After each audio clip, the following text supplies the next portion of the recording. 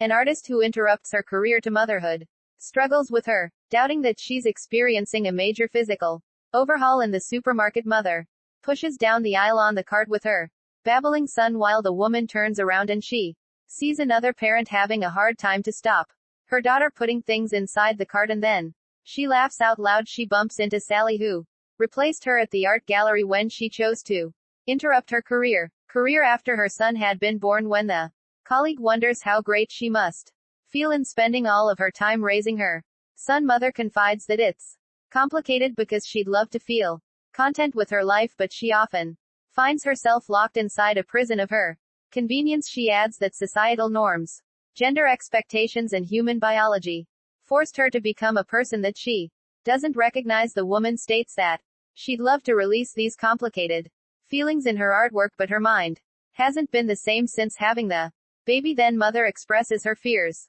that she'll never be smart, happy, or thin ever again. However, the rant was all in the woman's head, and she lies to Sally about how much she loves being a mother.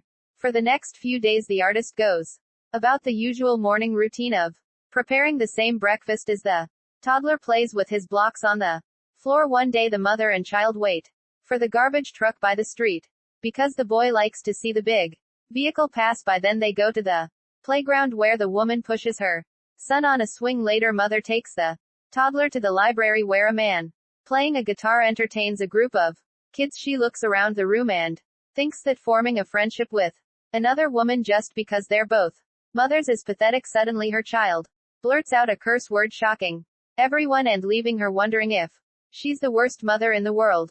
Later, the other parents, Jen, Miriam, and Liz, ask the artist if she'd like to hang out, but she politely declines and says she needs to take her son home for his nap for the next few nights. Mother struggles to put her child to bed even after reading him a bedtime story, and she blames herself for failing to establish a sleeping routine that would have made it easier for her. However, despite how tired and sleepy she is, the woman softens up the moment the boy says he loves her. The next day, while they play horsey in the living room, the son points out how fuzzy mother's back is, so she stands in front of the bathroom mirror and looks on her coarse white hairs, strands of hairs growing on her back, after which the painter observes and sees more, the strands on her upper lip and under her chin. During that afternoon, husband father resumes work after going for a 1-week work travel and laments he rather stay at home and with family rather than sitting in an hotel room making reports at 11 p.m. Later on, the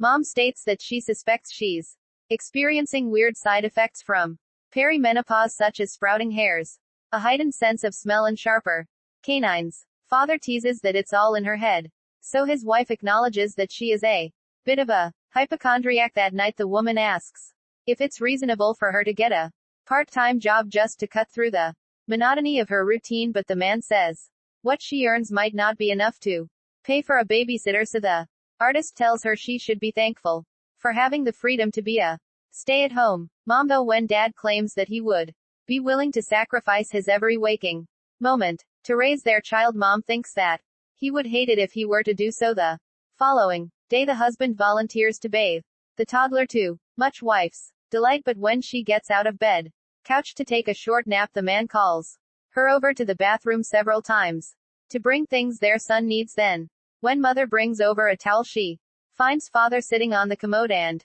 scrolling on his phone. Annoyed, the artist points out that she does everything whenever she's home alone with their child and tosses the towel at the man's head. That night, the woman shakes the man, wakes up, and tells him to get the boy to sleep tomorrow. The husband mentions her mean behavior the previous night, but she is not sorry for needing him to care for their son, as he only comes home a few days a week. When father advises his wife to draw up a better plan for their child because it will help her get her life together, she fantasizes about smacking him across the face while playing around at the playground and reading stories about people with animal senses. A group of happy dogs run toward his mother, so she and the child run after them through the park. As they lay on the lawn, the artist remembers being raised in a Mennonite community and seeing her mom singing in the church choir. One day, the lady and her son have a painting project in the house, and despite her request to the toddler to use the paper on the floor, he spreads paint on the wall.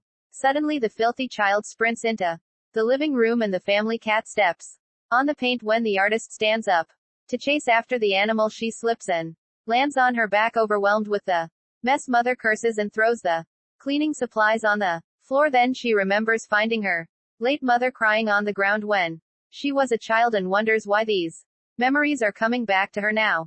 Later she sees a small painful bump growing on her lower back, so she uses a pin to puncture it, releasing the white fluid trapped inside. Then she sticks her fingers inside the opening and pulls out a bunch of hair, making it look like she has a small tail. At the supermarket, mother tries to convince herself that what's going on with her body is all in her head because she's hormonal. While going over her old stuff, the woman remembers her grandmother to make stew from weird ingredients. That night the artist wakes up from her slumber when she hears dogs barking outside the house. When she steps out the front door, she sees the same 3 dogs and their friends waiting for her. Suddenly the animals attack mother, pulling her down to the ground and rips her clothes. The next day the mother explains to her child concerning the odd dream she had with the dogs. Moments later the boy drifts out of the room to the front door, then returns with a dead mouse clutched by the tail. When mother chases him into the house, she finds a stack of animal carcasses on the porch as if they have been left there as a little offering in the library. The artist asks Norma for an assist while searching for books in the area of women transforming into animals. Upon seeing the puzzled expression on the librarian's face, she rationalizes that she's working on a project, so Norma recommends a book on mythical ethnography. That evening mother reads about how some people think womanhood materializes on a mythical plane. Then she learns about the bird women of Peru who lived in nests in the tall trees of the rainforest and how they sprouted feathers and beaks in their 60s. The artist dreams of living in the trees and learning to fly, but she's stirred awake by her son the next day at the food court. Mother makes the boy laugh by eating with her hands and scarfing the meal down like an animal. However, she stops playfully barking and pretending to be a dog when the other customers stare at her. Suddenly Norma joins the parent, assures mother that she also played dogs with her son when he was little, much to the latter's relief. Then the librarian barks at the tumble, half exasperated the delighted child. When father finally returns home, the artist undresses in the bathroom and sees that she's grown teats on her torso while she's in the shower. Her husband asks why there's 20 pounds of meat but no milk in the fridge, so she sarcastically responds that he's welcome to buy the milk for their son himself. That night the woman tells the man to get their child to sleep because she isn't feeling well, and he begrudgingly agrees. Later, while the couple watches TV, father wonders if she'd like to do the deed, but she says she doesn't want to because it's her time of the month. In her study, the artist reads about mythical women animal hybrid creatures. Then she remembers seeing her mother leave the house late at night and running on all fours across the field. In the museum, mother confides that she doesn't feel like an artist anymore and wonders that if she focuses on being a great parent, she'll be much happier, even though she's relieved at being able to share her feelings with her spouse. The woman hides her disappointment at the man's indifferent response. That night mother hears howling outside the house, so she heads to the front yard, crawls on all fours and sniffs the grass. Then the artist turns into a dog and walks over to the playground, where she catches a rabbit and buries it in the front yard. Later, as the woman washes the dirt off her body, father joins her in the shower and they make love after her husband leaves for another work trip. Mother raises the boy like a dog by teaching him how to dig, walking in the dirt and eating her supper from pans on the ground. One evening, the artist persuades the toddler to lie down for the night in a dog's dog bed, and for the first time in months, she sleeps a full night in the library. Mother thanks Norma for the book she recommended, telling her it is just what she was needing. Later, in the conversation, woman speaks with Jen, Miriam, and Liz, sharing her insight about all mothers are strong because they bring life. When father comes back home, he is perplexed by their son's new habit of eating from a dog bowl and sleeping in a dog bed, so his wife explains that the boy likes it and she does not have to lie next to him for hours to get him to sleep. However, the man wonders if it will only confuse the child if they keep raising him like an animal. The following day, mother instructs the toddler to bark before he gets his treat, but her husband still does not find the weird routine funny. That afternoon, the artist enthusiastically shares her carefully planned schedule with father, full of hope as she commits to being a good parent. Later that evening, she hops on a bus to the city, her mind buzzing with Excitement as she heads to a long awaited dinner with her college friends. In the restaurant, she asks Nia if she ever had a problem balancing motherhood and art, but the latter says no and thanks her nanny for letting her keep working because her friends don't appear to care about what she has to say. To the conversation, mother realizes that she still has anger and bitterness buried deep inside of her that she's tried to keep hidden. Suddenly, the artist stands up and growls at her pretentious friends before running home as a dog, determined to fully embrace her animalistic side. She joins the pack of neighborhood dogs at night. Then the family cat runs out of the open door and she attacks the animal the next day. Mother wonders if it was all a dream, but when she checks by the front door, she finds the lifeless cat SPLL out on the porch. Later, the woman wraps the body in a towel and buries it in the garden. At the playground, the distracted mother loses sight of her son for a few seconds, but she eventually finds him sitting on the grass. When father returns home, he says that she should have called after their pet died because he could have helped, but she counters that she's gotten better at handling things on her own. Then the artist finally expresses how much she regrets agreeing to become a stay-at-home mom, and she thinks her husband secretly likes their arrangement because he's always preferred a submissive housewife whose only job is raising their child. She adds that when she agreed to take a break from her career, she didn't know that she'd be throwing her life away to devote all her time to taking care of everyone else. However, father counters that he never wanted her to feel this way and asks that if she was unhappy, she should have told him instead of keeping it bottled up inside. Then he states that she's no longer the same woman he married, who was strong and carefree, and asked him about his day at work, greatly offending his wife. When the man asks what happened to the person he married, the artist simply says that she perished at childbirth. She heads outside, and what the artist imagines is that she is a dog running to join her late mother as she is laying in the grass.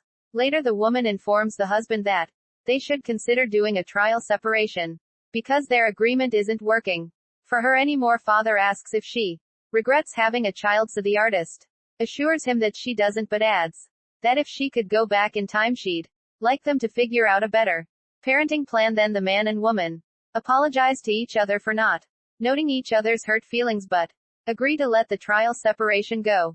The next day, after father departs, mother cradles her son in her arms as the weight of their broken family settles over her. Later, the woman tries to return the book because she doesn't want it anymore, but Norma says that it doesn't belong in their library, implying that the former imagined the earlier interaction and that her transformation is just a part of her hallucination. The librarian reassures the artist that it's okay because she couldn't keep things straight when her kids were little, and they both bond over their complicated feelings about the sacrifices they've had to make in motherhood. While having drinks with her friends, mother explains that she and her husband are doing a trial separation because they were stuck in a horrible dynamic and she just wanted to break from it. Then she shares that she ended the cat's life, prompting Liz to confide that she let their pet fish die, and for Miriam to admit that she let their family parakeet fly away because she didn't want to take care of it anymore. The next day, father picks up the child because it's his turn to take him for a few nights. With all the free time on her hands, the artist places a blank canvas against the wall, hoping to reconnect with her artistic side, but she ends up staring at family photos on her phone in the apartment. The man gives the toddler spaghetti, but the boy throws the entire plate on the floor, frustrated.